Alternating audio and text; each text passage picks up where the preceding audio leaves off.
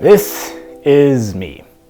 You may be wondering how I got here and why I look like an angry dad at your local supermarket who's about to lose his bananas if his kids run over his heels with a shopping cart one more time. The truth is I was wondering the same thing myself, so let's take a look back at when it all could have gone so wrong. Let's start with the top and only suspect. Going to church has been part of my life pretty much ever since I can remember. I was raised up being taught the gospel every Sunday morning, watching VeggieTales on Friday nights with the family. Shout out to Larry Boy, my man. From an early age, I had a pretty solid grasp of who Jesus was and kind of the basis of his story. I think I was one of those really weird kids that just couldn't seem to comprehend the fact that the gospel isn't something that the whole world is on board with. I actually remember making the attempt to evangelize my entire second grade home classroom at a non-Christian school. It didn't work as well. It was just kind of mind-boggling to me to know that a truth as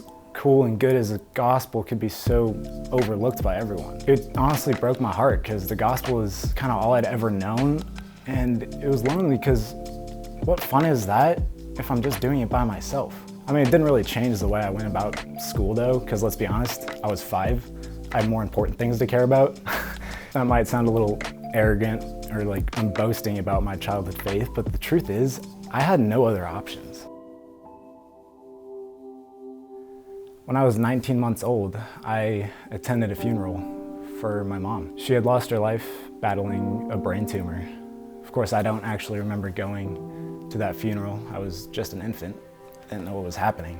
What I do remember is that people would treat me a little different than the other kids. I didn't understand at the time, but my mom had a major impact on the church we went to at the time. People would come up to my dad and my sister and I after service in the lobby and tell us stories of how my mom had brought joy and laughter into their lives and how she had the most contagious smile. And as much as I appreciated those people for sharing those stories, the majority of them would lose me with just 2 words. She would.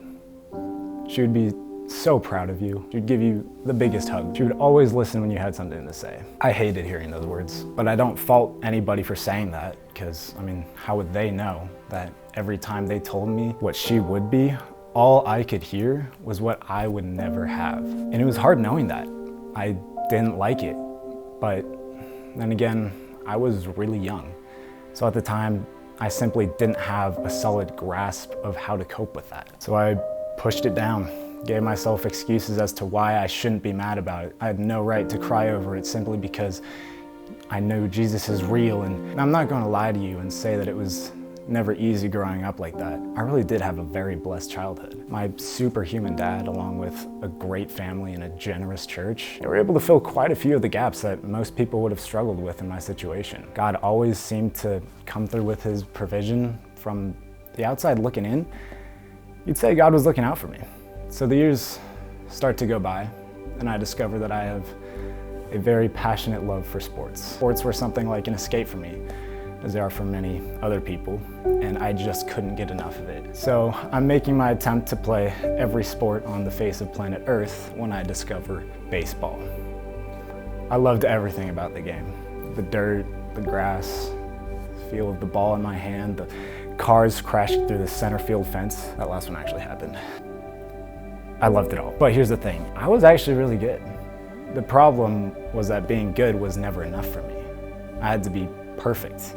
As I got better and better, I only seemed to grow more and more dissatisfied, which led to frustration that would eventually develop into a serious anger problem. What started with the occasional curse word after a strikeout turned into spiking my glove in the dugout and literally punching myself in the face hard or finding some other way to punish myself.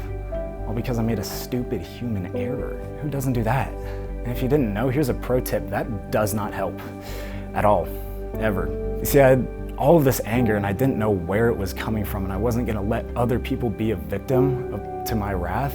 So I did what I thought was the right thing and directed it straight at myself. Looking back now, I wish I would have realized how destructive that was, not just to myself, but to the people around me. And as much as I was able to convince myself that I was doing it for a noble cause, I was protecting nobody. That went on for 5 or 6 years, till the Holy Spirit eventually broke me. You see, I had known about God and the Bible my whole life.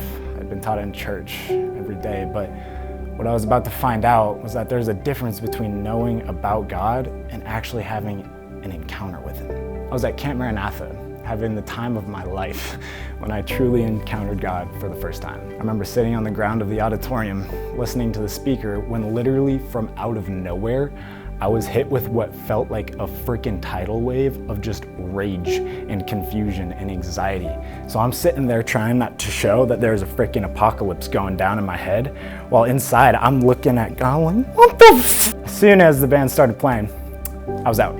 I snuck past the leaders out of the auditorium and just started doing that angry, dad face while pacing around, Well, eventually the service ended, and something in me knew that I needed to describe what was happening to a leader as soon as possible. There was just no way I could hold it on my own anymore. So I go where any lost soul does at Camp Maranatha, and I head over to the sweet shop to clog my arteries with some tornado blizzards and cowtails. The moment I enter, I found none other than the beloved and beautiful Cameron Humans sitting across the shop. That's when the fear hit.